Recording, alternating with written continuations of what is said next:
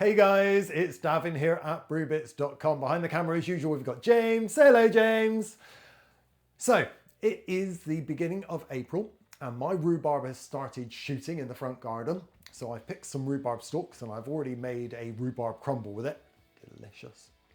But I thought I'm going to get loads and loads more rhubarb like I always do every year. So I went into the freezer and I found a load of frozen rhubarb that I put in there from last year that I haven't used yet. So I thought, what can I do with it? Well, I can make a rhubarb wine. I could turn it into a pie or a crumble. I thought, no. What I'm going to do is I'm going to make some rhubarb cider. A little bit of an experiment. I've got £5 of rhubarb here, and I'm going to make 23 litres of rhubarb cider. Is it going to be quite enough rhubarb to give it a really strong rhubarby flavour? I don't know, but we're going to find out. So anyway, here I have got £5 of frozen rhubarb. I have got a couple of cans of John Bull Country Cider. And then I'm going to need something to ferment it in. So I've got my brewing buckets. Over here I've got some bottles to put it in the end. I'm going to be using a stock pot because we're going to be stewing the rhubarb shortly. A siphon to siphon it all out. So I've got my hydrometer and trial jar, a thermometer, a long spoon, some cleaner sterilizer, some pectolase. I've got a straining bag, large straining bag to put all the rhubarb in. And then I'm going to use this yeast. This is Mangrove Jacks MA33. And the reason why we're using this is because rhubarb is quite acidic. It's quite turn your face inside out, really. So the MA33 has a lovely action of helping to reduce the acidity when you're making these sorts of things. Okay, so once we've got all that, we can get brewing. The first thing we're going to do is we're going to take our rhubarb and we're going to put that in a stock pot, pop it on the hob, and turn on the heat. And then simmer that away for about 20 minutes. So the rhubarb has been bubbling away now for 20 minutes and it's lovely and stewed. I did notice I got a couple of little apples in there as well I didn't know about, but hey, it's all part of the fun. So over here in my bowl, I have got my straining bag, which I have just sterilised. And I'm just going to pop that over the top like so. And then all this lovely stewed rhubarb is going in, slopping in on top like that. Okay, now we're going to tie up the bag. So to get into the cans of John Bull, they're quite difficult to do. Hey, there we go, we pop a blunt knife in underneath and we pop them open. So inside is a sachet of nutrient and a sachet of cider yeast. As I said, we're already going to be using the other cider yeast sachet, so we're going to get rid of the cider yeast. And we'll do the same on the other one as well. Oops, didn't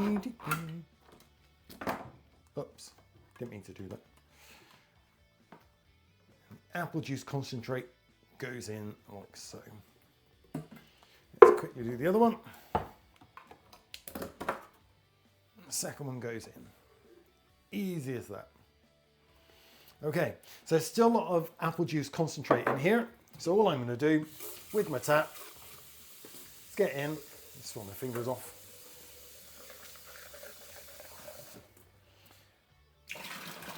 And that goes in as well. You can do that a couple of times until it's all lovely and cleaned out. Simple now. We're going to take our rhubarb in our straining bag and pop that in. Pop in any juice that's come out as well. And now I'm going to bring this up to my sink because I'm going to now bring this up to the 23 litre mark or 5 gallon mark with cold tap water. Now we've got it up to the 23 litre mark. We need to mix in all that apple juice concentrate. Oh, let's grab this bag and keep that out of the way. The apple juice concentrate and the water and get it all mixed thoroughly in. The next thing is to check the temperature of the cider or the apple juice, and it's coming out pretty much smack bang on 20 degrees C. Beautiful. I've taken a sample in my trial jar and the hydrometer is showing a specific gravity of 1.044. So if this ferments to dryness, we'll be looking at a percentage of about 6%. Okay, the next things we need to do. Remember that's those 2 sachets I've said that we kept. So this is the yeast nutrients. I'm just gonna slice them off and pop them in again. I'm just gonna pick the bag up and move it to the side ever so slightly so I can pop it down in there. Do the second one. There we go. And give this a good stir in. So now it's time to add our pectolase. So we're going to need about a good teaspoon of pectolase to go in here.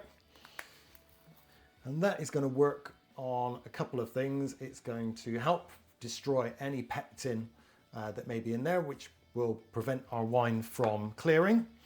And it will also work on the rhubarb as well to try and extract some more of that lovely flavour and potentially some of the colour from it too. And the last thing we're going to do now is we're going to add in our Mangrove Jacks MA33 yeast. And again, just going to sprinkle that on the top over there, so it's not on the top of the bag. This has also got some nutrient in as well. So we're going to give this a quick stir in as well.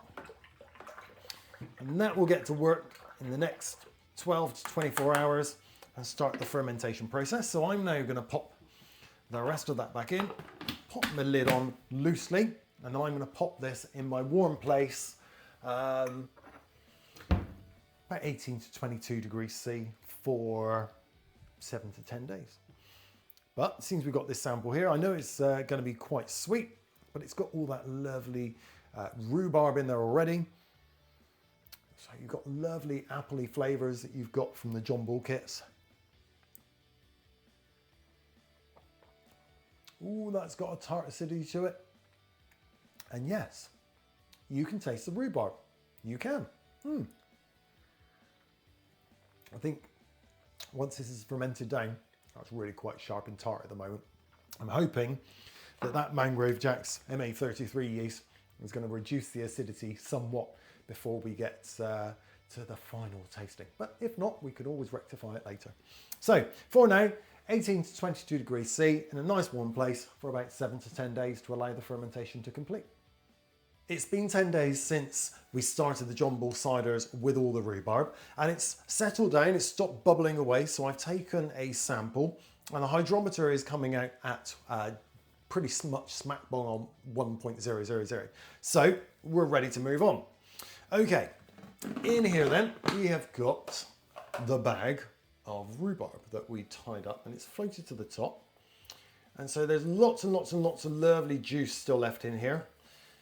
And so all I'm going to do is give it a good squeeze, and this will squeeze all that lovely juice that's left in the rhubarb. And I washed my hands thoroughly. You can, if you want to, put on a pair of gloves for this, but just keep squeezing, keep squeezing, keep squeezing. And then all that lovely rhubarb that we put in there, all that 5 pound of rhubarb, is now condensed into a tiny little ball. Right, we don't need that. Okay, gonna leave that now for a couple of minutes just to settle down. The next thing we're gonna do is down here, I've got a second sterilised bucket, and inside my sterilised bucket, I've got my sterilised siphon. So, open the lid up, in goes the end, and give a good suck, and start the flow. Now back up here a second, James, because you need to be very, very careful down to the bottom of the bucket, because you can see all this sediment sat down at the bottom of the bucket. So we're going to be very, very careful. We're going to gradually lower the siphon down as the cider drops down as well. And that's going to allow us to see the sediment at the bottom, so we can try and get as little sediment into the second bucket as possible. Cider can be quite dry at the best of times. And now we've added all that extra rhubarb, it's going to be even drier because of all the extra acids. So I'm going to take the 100 ml that we had earlier and pop that into a glass. And I'm going to use some wine sweetener. I know it's called wine sweetener, it's just sweetener. And I'm going to use that to sweeten this. Because if we just added extra sugar, all that's going to happen is the yeast that are within the cider right now are just going to munch on that sugar and turn it to more alcohol. So a little tiny calculation says to me that I need about, not very much at all, about 1 mil, which is about that much. Yep, in my 100 mil, which really doesn't seem very much at all, to add the extra sweetness we potentially need to lift this and balance out all the acidity.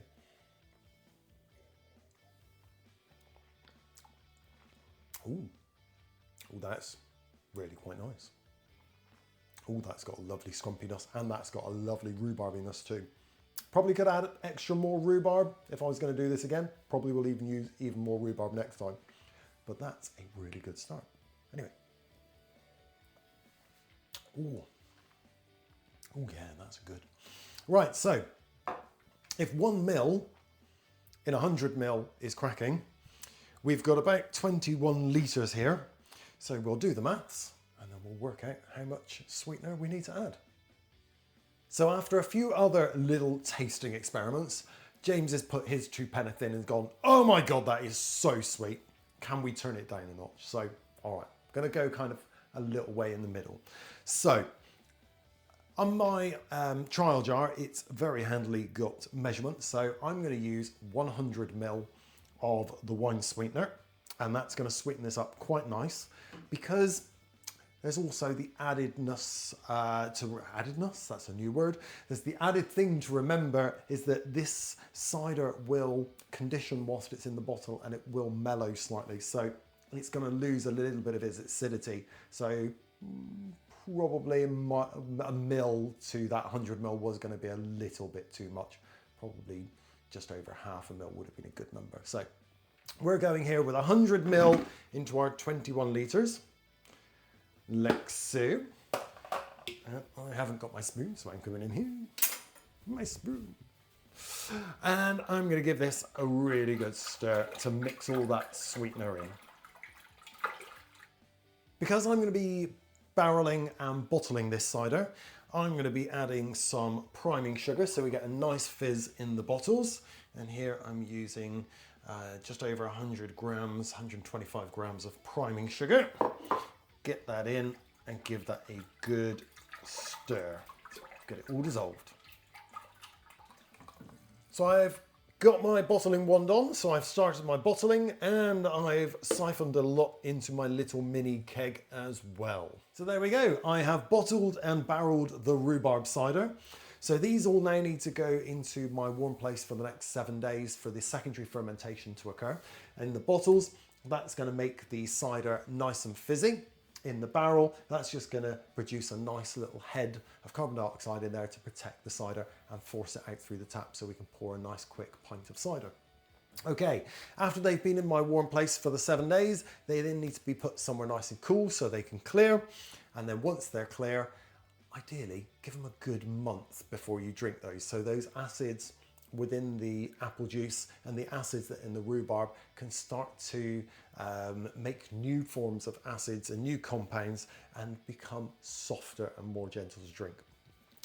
Initial tastings, pretty good. I would probably up the rhubarb if I was going to do it again next time. But for first time try making rhubarb cider, that is pretty blooming nice. Anyway, if you've made it, if you've had a go at making rhubarb cider from real rhubarb, and whether it be something like a jumble kit or whether you're using apple juice from your own apples, let me know down in the comments below. Let me know how you got on. If you've got any questions, if you need any help, then fire away and ask away and I'm happy to help. But for now, cheers, happy brewing, and enjoy making some rhubarb cider. Bye.